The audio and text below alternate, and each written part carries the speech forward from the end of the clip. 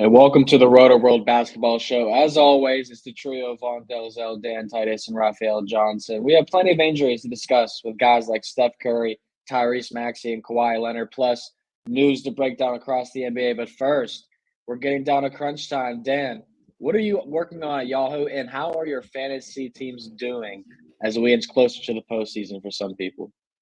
Yeah, I'll have an article dropping tomorrow from Deep, just 3 points of emphasis for fantasy basketball or other that I've just been kind of tracking. So usually it's a numbers focused article, but yeah, check that out. But my teams are actually doing pretty good this year, man. Like in all my redraft leagues, I think I made 6 playoffs out of 7 leagues. My 30 deep, unlike Raph, is freaking terrible. So I stopped paying attention to that one a while ago. But otherwise, man, it's been a pretty successful fantasy season right now. Just say 6 out of 7 teams. That's not bad work at all. Raphael, can you say the same thing about your teams? And what are you working on lately? Absolutely not. I had a terrible fantasy. Like the 30 deep league was the only redeeming aspect of my fantasy season. In one of our salary leagues, I ended up getting Shai Gilgeous-Alexander and Nikola Jokic and not making the playoffs. So the whole stars and scrubs approach, no disrespect using the word scrubs, I don't think I'll ever do that again in terms of a salary league or auction if you prefer. But I won't be doing that again. In terms of what I'm working on, more of the same, but kind of preparing for end of season stuff. Obviously, fantasy playoffs coming up. Kind of go team by team, looking at their fantasy breakdowns from the season and the outlook towards next year. And we'll talk a little bit about our slow draft that we're in, kind of previewing next season. We'll talk about that towards the end of the show. But yeah, pretty wild times in the NBA with all the injuries right now, too. Yeah, there's a lot to go over today. A nice preview for the end of the show because I can't wait to hear about some of the guys that you guys are targeting and where you expect people to go for fantasy next season. But this season, we still have work to do. It's time for the nitty-gritty, gentlemen. So let's talk injuries and start with Alperen Sengun, Dan. He's been diagnosed with a grade 3 ankle sprain, out for several weeks. Cam Whitmore is also out for at least 3. Who are you eyeing up among the Rockets youngsters right now? Yeah, I think it makes sense to give a look to Jock Landale if you need some rebounds and stuff, but I'm more interested in Amen Thompson. I know he had a dud of a game on Tuesday night, but I'm trusting the process here. And if you look at his numbers, anytime he sees anywhere between 20 and 29 minutes, he's giving you 12 points, 6 rebounds, 4 dimes. We know about the stocks, man. This guy can rack them up very quickly and easily. So I'm going to use that as just an outlier game and look forward to the weeks ahead because the Rockets, good schedule, good opportunity for this young rookie to really showcase what he can do on both ends of the court. So if someone dropped him in a haste over a bad game, I would pick him up because I think if you're looking beyond week 20, Amen Thompson is definitely someone you're going to want to have on your roster. Yeah, I have to agree with that. Raphael, do you? Is there anyone else you're looking at, maybe a Landell or a Jabari Smith Jr.? I think those are the two right there in terms of guys you can actively pick up. Jock Landale played 26 minutes off the bench. There's going to be a need for him just because of the lack of centers on that roster with Sengun out. And I'm also kind of tracking Jabari Smith Jr.'s minutes, not just the minutes, but the production. He started at center against the Spurs on Tuesday. He's been kind of touch and go for me in terms of the value, but obviously he's someone who's going to play plenty. 15-9 with 2 steals and an assist last night. That's decent. I think he can do more, especially in his new role for him. So I think you're just kind of watching him to see what he does because you aren't going to be able to pick him up at this point in the season. All right. Well, let's stick with the youngsters here, Dan, because I need your take on this one. I think this could be a fun little back and forth for you two. Of course, the Knicks beat the Sixers, but Tyrese Maxey then came back 28 minutes. 17 minutes for the boy, Maxey. How does this change the fantasy outlooks for guys like Kyle Lowry or Campaign? Yeah, I think you could roster Kyle Lowry, but at this point, it's really just, steals and assists for him. I think this is really a team that I don't really want to get invested in terms of fantasy until Joel Embiid comes back, which Ramona Shelburne came out with another non-report on his status. So to me, it sounds like he's not going to be back by the time it's going to actually help fantasy managers. So I think, if you have him stashed an IL spot, you might be looking to move on from him and cut bait if you have other pressing needs. But Tyrese Maxey is really the only person that I would roster right now, along with Kelly Oubre. I think he'll continue to thrive. Tobias Harris has just been so hit and miss, and he is just I don't want to go on my Sixers rant, man, but he is just such a disappointment money that he's making, and I can't wait for him to come off the books next year. But yeah, in terms of fantasy, Kelly Oubre and Tyrese Maxey. Paul Reed is still solid too, even though he's been coming off the bench behind Mo Bamba. Still deserves to be rostered for what he's doing on a per minute basis. But guard wise, I wouldn't touch anyone besides Maxey. Yeah, I could certainly feel you on that sentiment. You sound like me last night when I was on air for VSiN and they broke the news about the Steelers trading Deontay Johnson. Literally grabbed my terrible towel and started swinging it. I was like, let's go, baby. Because you need good news, Dan, and you guys aren't getting much of it right now, but Tyrese Maxey coming back. Certainly a positive for the team. Raphielle, what's your opinions on Philadelphia's guard position right now? And are you going to be talking about Buddy Hield at all and how to feel about him? I, for one, am ecstatic about what the 76ers showed last night. But looking like barbecue chicken right now, man. This is bad, dude. This is bad. Yeah. I think Paul Reed's been better coming off the bench than he was as a starter. You get more minutes going against other backup centers. That can be helpful for him. So I think that's going to be good. Yeah, with Tobias Harris, you're kind of stuck. You can't drop him, and obviously trade deadlines have come and gone in fantasy leagues, so you can't trade him either.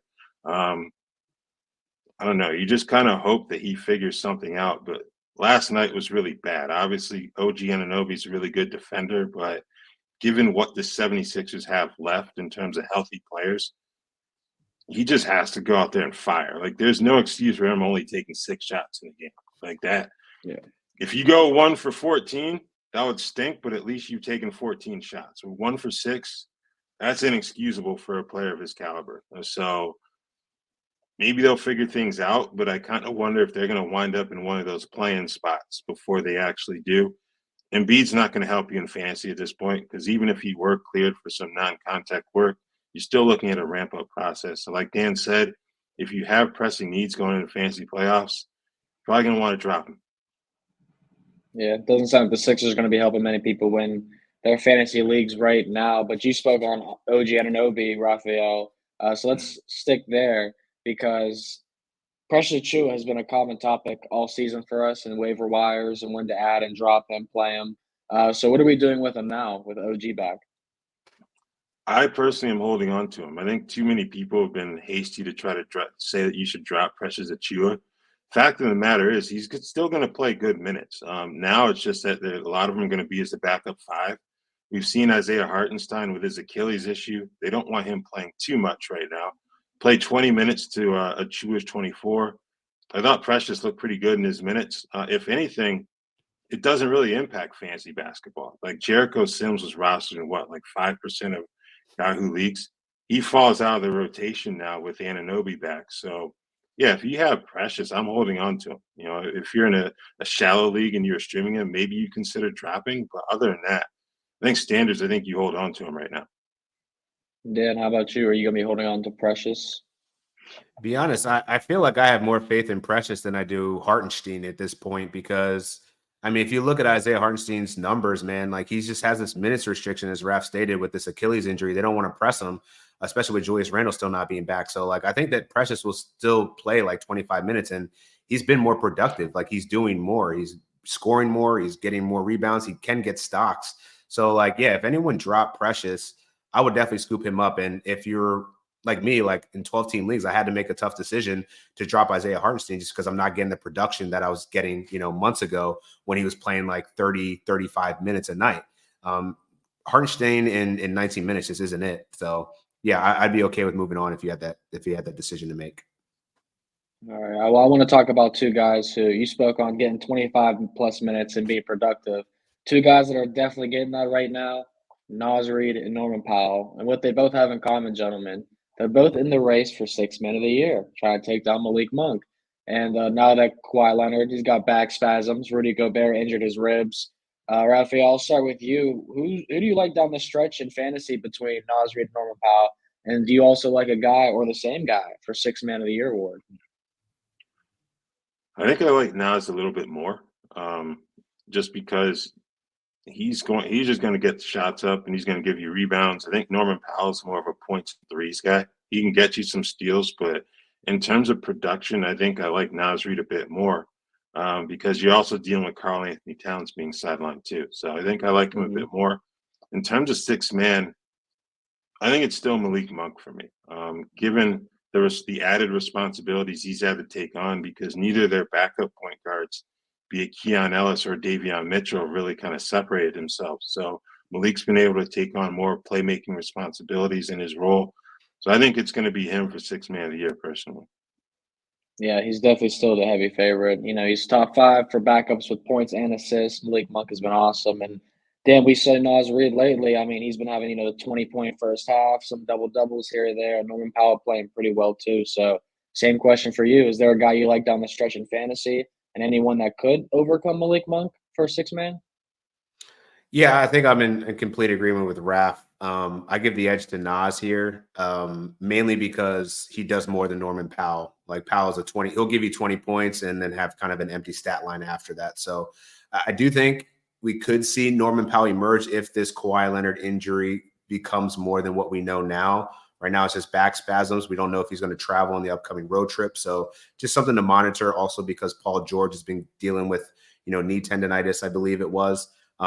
So we could see Norman Powell actually play a substantial role for the Clippers down the stretch. But at this stage in the game, for what we know about Karl Anthony Towns being gone for likely the rest of the regular season, Naz Reid's opportunity is massive comparatively. So sixth man of the year, no, it's Malik Monk's. And the way that he continues to play, dude, like he's just so dynamic. Like I don't see Naz.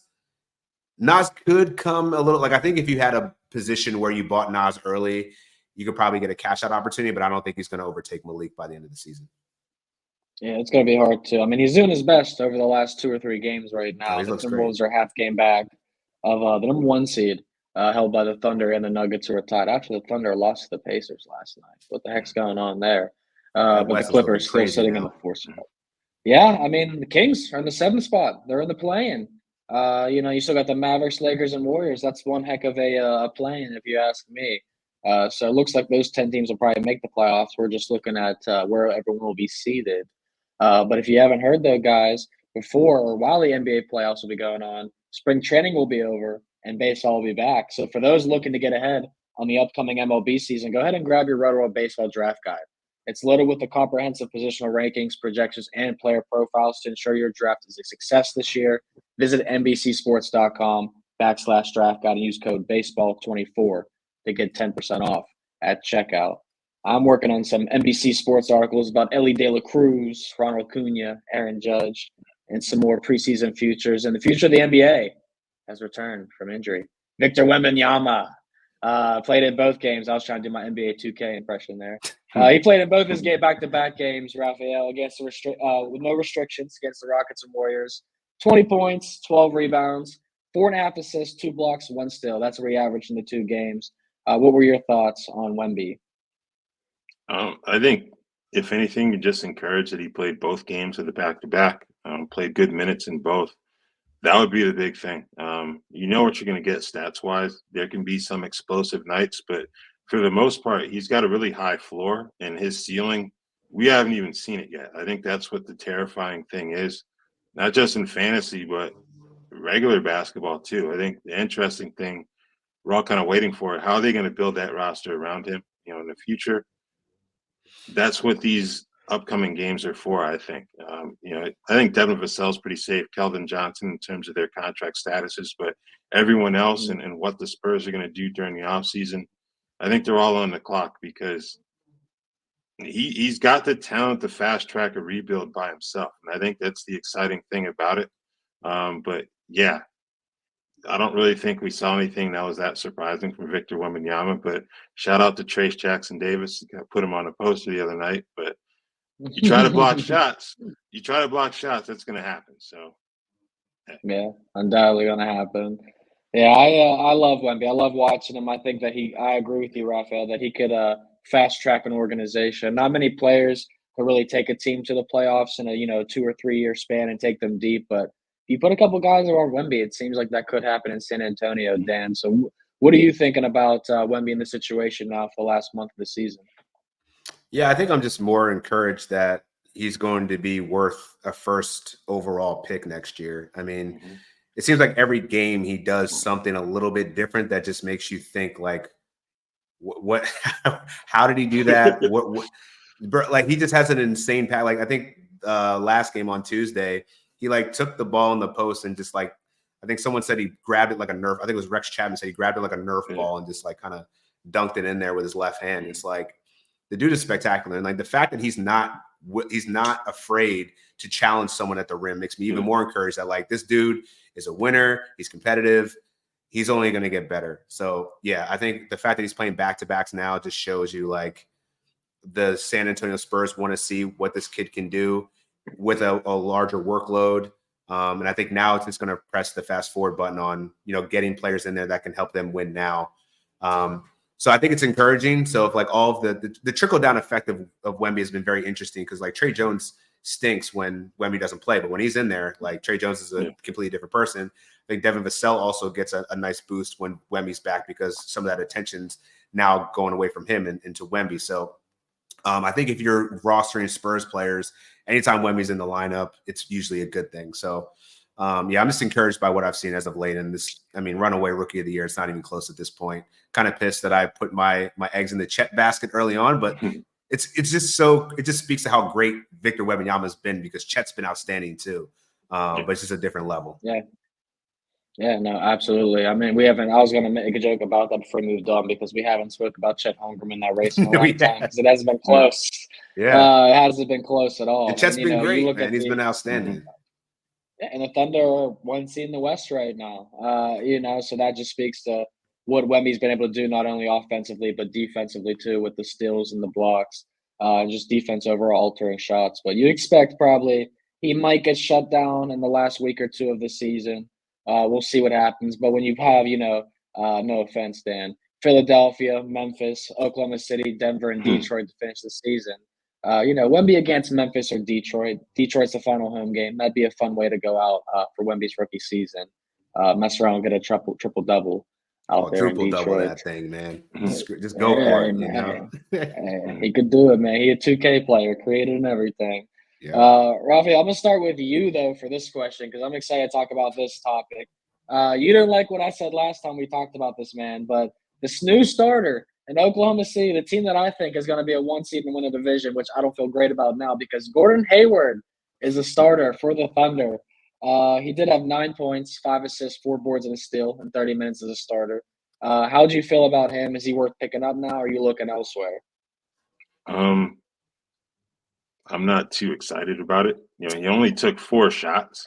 I think that's the big concern. Like, you're not expecting him to be a high volume shooter by any stretch, especially when you have Shai Gilgeous-Alexander running the show.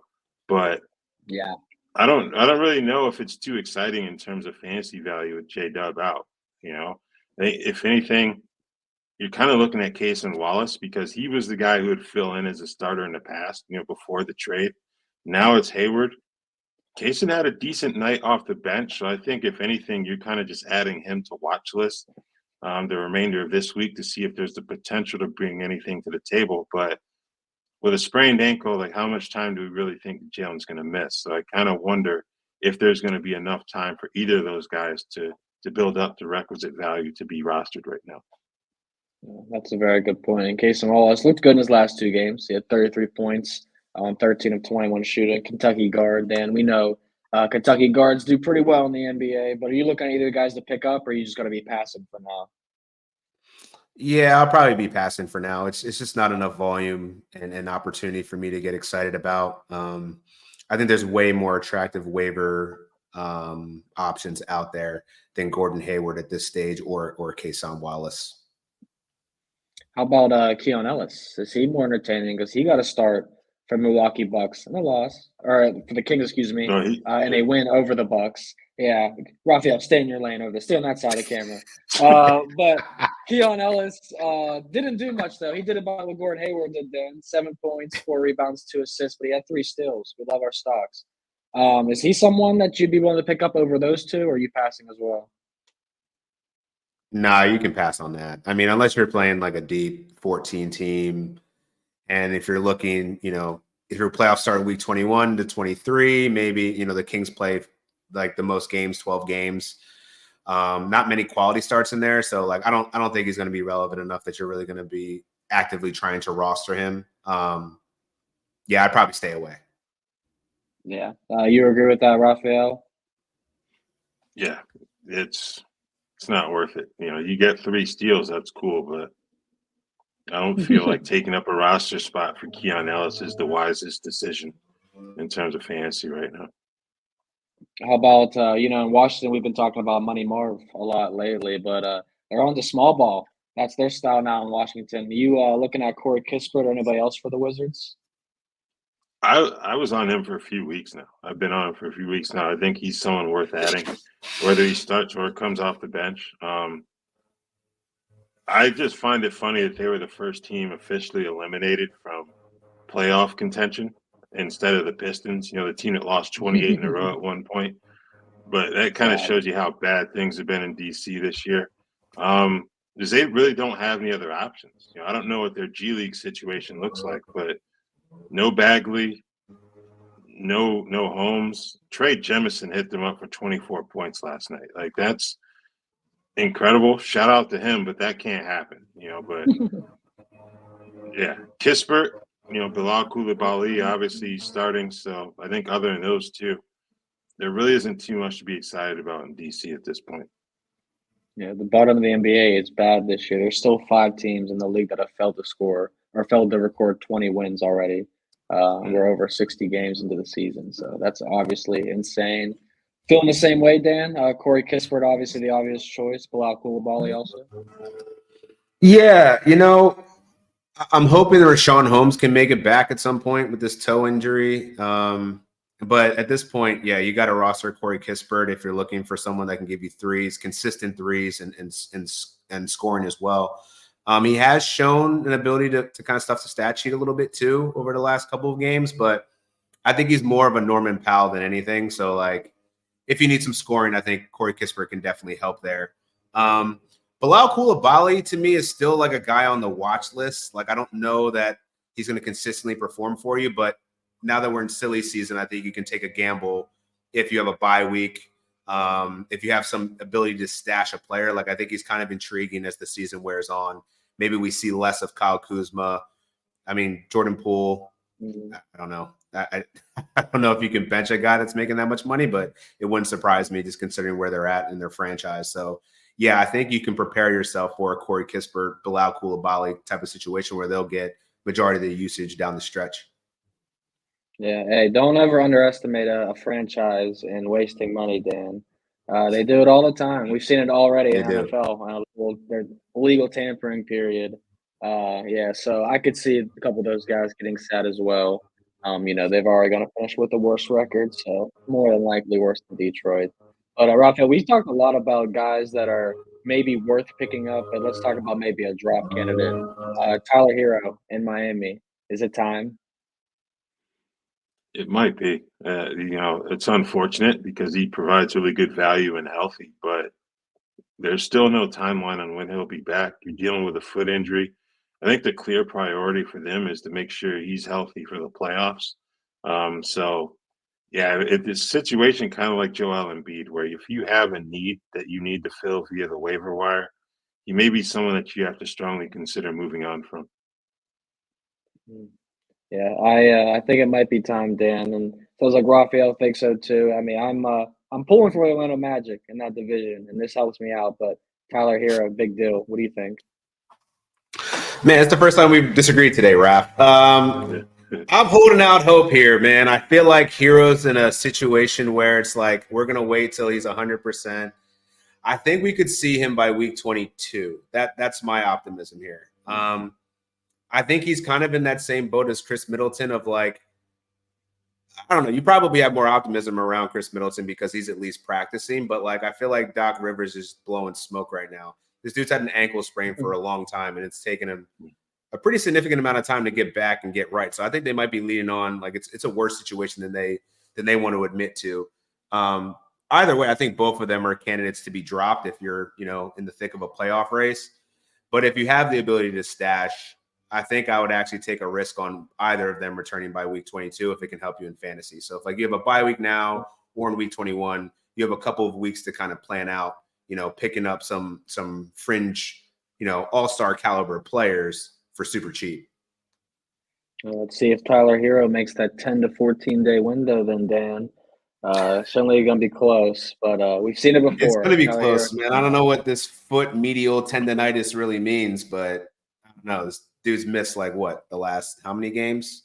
8? Longer than that. I don't know. That sounds like a Kentucky guard problem. Doesn't sound like a problem for us. But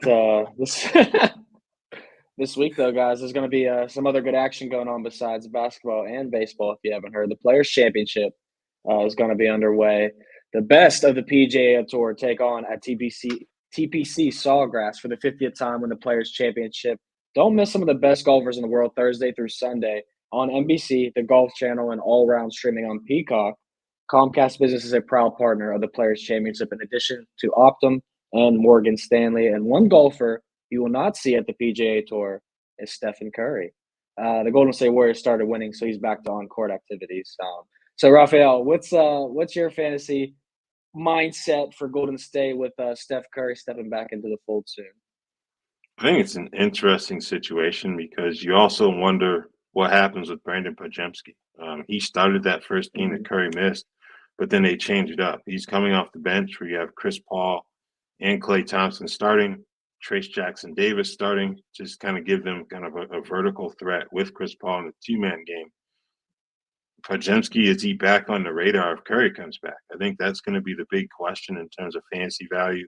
If Curry is back by the weekend, it seems like he will be. He's got to practice on Friday before they figure that out. But that would be the thing I'm watching.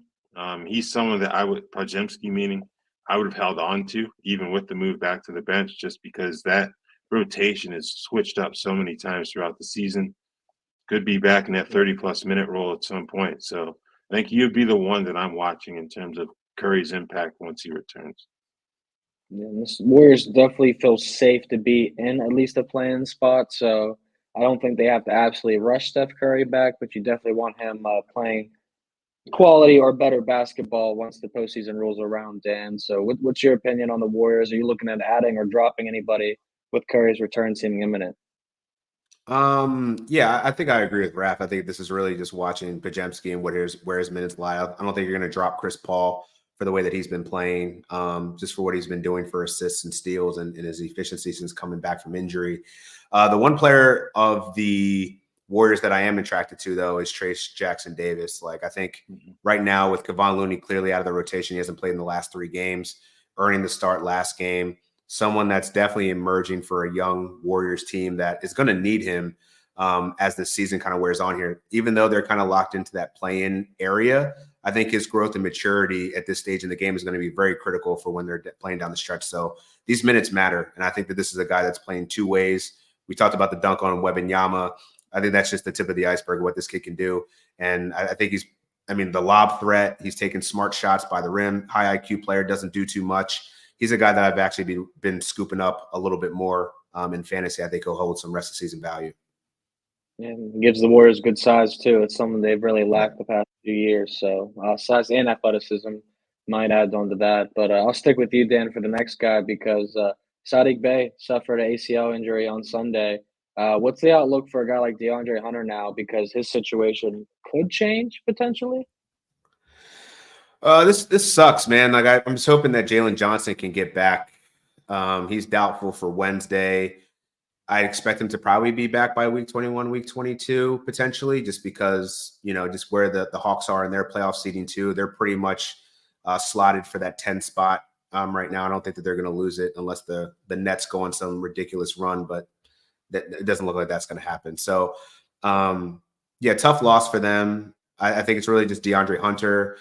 Hopefully we'll see him ramp up his minutes restriction. V. Krejci has been starting in his place, but he hasn't really done much with his minutes. So I think it's more so DeAndre Hunter is the add here. And he's probably not available in deep leagues, but shallow leagues, he might be floating out there. I think he was around 60% rostered last I checked. So, yeah, if he's out there, I think he's worth it for points, threes. pretty much just that. And he's actually been more efficient this year, so I should give him that credit too. Well, what do you think, Raphael? Are you disliking or liking anything in Atlanta regarding these young forwards? Yeah, I don't really think there are any other options. He's actually at 51%, so he may Lower than even I be thought. floating. Yeah, he may be even floating out there in some standard leagues. Obviously, like Dan mentioned, the minutes restriction, I think that's the one concern there. You know, they don't really, I don't think they have too much motivation to rush anybody back and rush anyone into playing more minutes, just because not only they kind of locked into the 10, that 9-10 matchup, they're about like 4 or 5 games out in the loss column from number 8. So with the amount of time left, they're kind of stuck in that 9 versus 10 game. So I don't know. It's if you can't talk yourself into adding Garrison Matthews or Wesley Matthews, and if you do, your team's in more trouble than any of us can help you with. So Good way Can't to help put you. it. yeah, I mean, No, there was something you were saying about Atlanta. Really going nowhere fast. They're kind of stuck in the position they're in, and Memphis is kind of the same way, except they're not in a playoff spot. mhm, They just got to finish out their season now, Raphael. Right? They're playing for nothing, maybe yeah, some draft position. But there are reports coming out now that Desmond Bane could play again this season. Probably not the wisest decision for his long-term health or the smartest move, but doing a little look ahead to next year. Where are you targeting Desmond Bane? Would you rank him? I think I'd still have him in that 3rd round range, maybe end of 2nd. I have more faith in him in his role than say Mikal Bridges in terms of you think about where Mikal was drafted entering this season. I'd feel better about Bane in that part of a draft than Bridges, just because he's playing off of a credible offensive star in John Morant. We've got Jaren Jackson Jr. there. Marcus Smart can be helpful as well. I like his situation a bit more in terms of being able to put up numbers in an efficient manner. So I think Bane, end of round 2, early round 3 is probably the high point for me in terms of where I would draft him next year. And how do you feel about Bane moving forward, Dan? And you don't think they should rush him back this season, correct? Selfishly, I have him stashed in the league, so I'm like, cool. This is a pleasant surprise I wasn't expecting, right? Like I feel like he would mail it in like all the rest of the starters. So the fact that he wants to come back, I think that's great. It was a bad ankle sprain, so like I'm not like thinking like, oh, this is going to be something that could jeopardize his future here. So yeah, I'm all for it. But in terms of his fantasy value for next season, I feel like an early 3rd, mid 3rd is appropriate. I could see him going high 2nd round, but I would probably do like early 3rd, mid 3rd, and feel very comfortable about that. Like that's good value for a guy that we've seen, be a top 20, like a 2nd round value for much of the season. And he's the best fantasy player on the Grizzlies. So yeah, I think that's warranted. Yeah, he's given them great all-around value constantly, a great points, rebounds, assists option his first few years in Memphis. So I've absolutely loved him. And, absolutely, I encourage everyone to follow both of these guys, Dan and Raphael, on X, and follow them on Yahoo and NBC to get all the fantasy help, because there will be a lot of rankings heading into next season. And I'll definitely be enjoying reading them because we all love our rankings lists. And another reminder, just to find all your favorite NBC sports shows on Amazon Music, you just head over to amazon.com/NBC Sports. But it is the time of the show, gentlemen, where we take a look at the rest of the Week 20 schedule. Can't believe we're at 20 weeks in the NBA. But who should we, Dan, be targeting for pickups, drops, all that based on schedule, and help us lead our way to a fantasy championship? What do you got? I think the end of this week is actually really good for streaming. I would be looking at the Charlotte Hornets, particularly. Vasily Micic is a guy that I think that is going to have a really nice opportunity towards the end of the season here.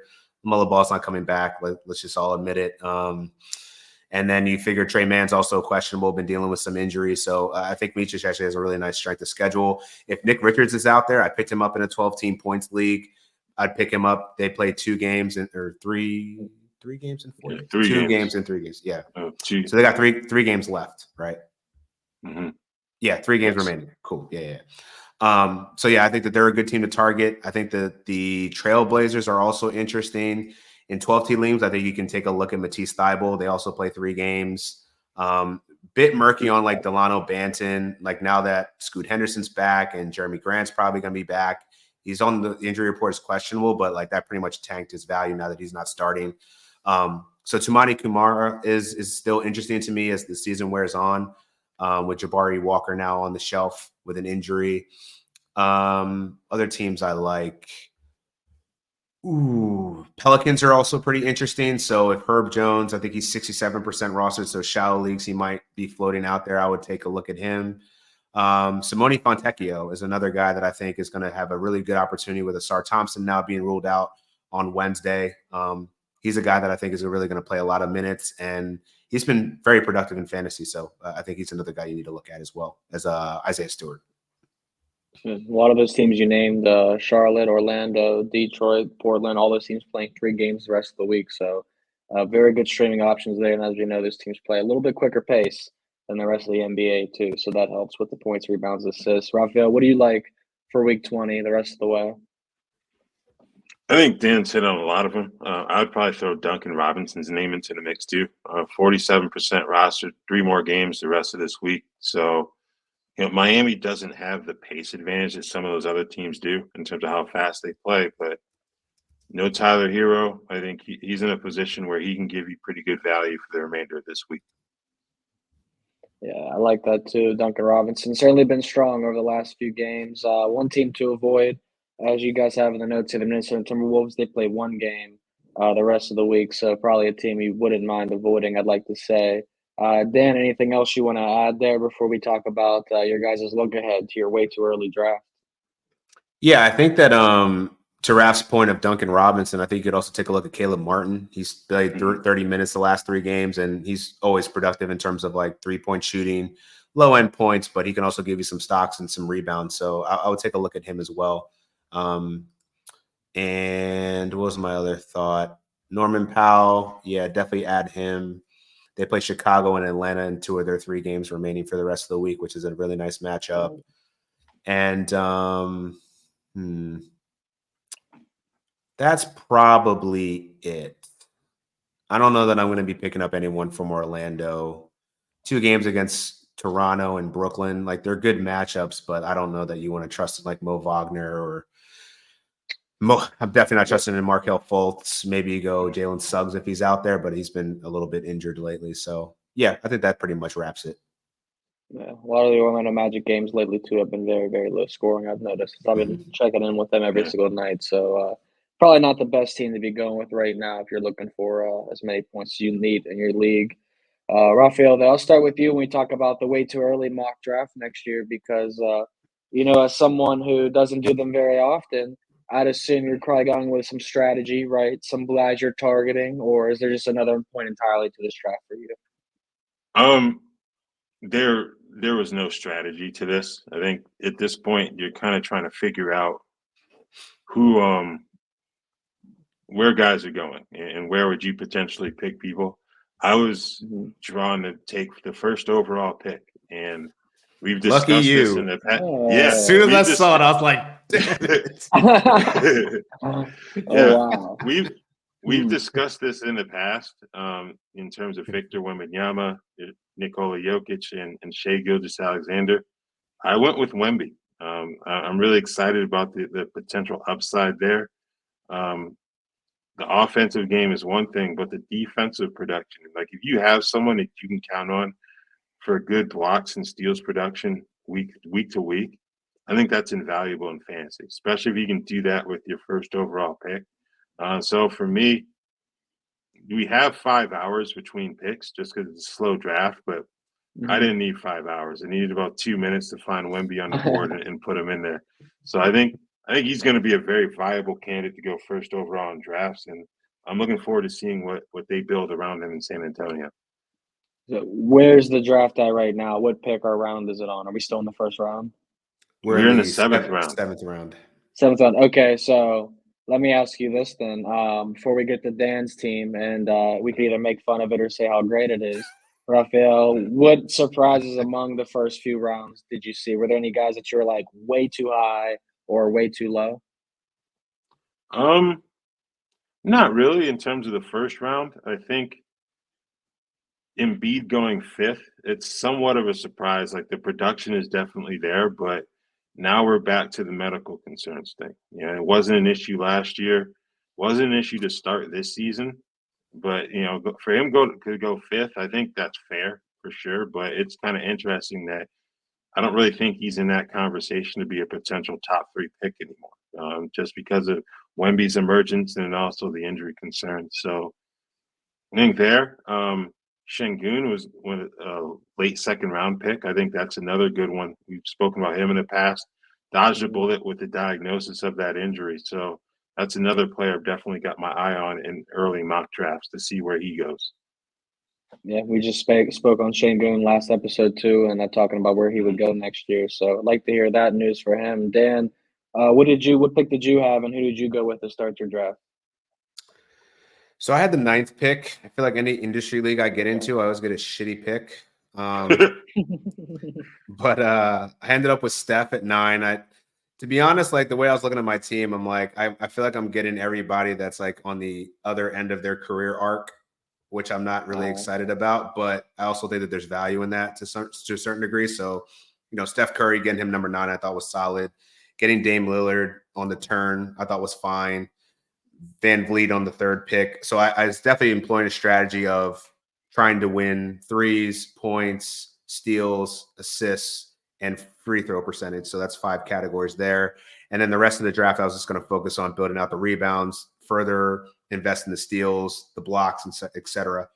I feel like my team is fine. I think getting Mikal Bridges in the 4th round, I think, is probably fair value based off where he's finished in the last several of years. And last year, obviously, people were overpaying for him after the big, you know, explosion after getting traded to the Nets. But I think now is like 4th round feels right to me, 4th, 5th round. One of the surprises of the draft for me was Zach Hanshu, NBC, does a great job, nominated for Basketball Writer of the Year. This dude is known to take some big swings, and goddamn did he take a swing. Paolo Banchero, 2nd round. I was like, whoa, Zach. Like I like Paolo. Like he's a good player, but like he's not a 2nd round fantasy player. And maybe he just, I don't know, maybe 3rd year he goes into this stratosphere of finding his efficiency and he hits threes more often. And he gets stocks, but I don't see that substantial of a leap in him. I thought that was a little early.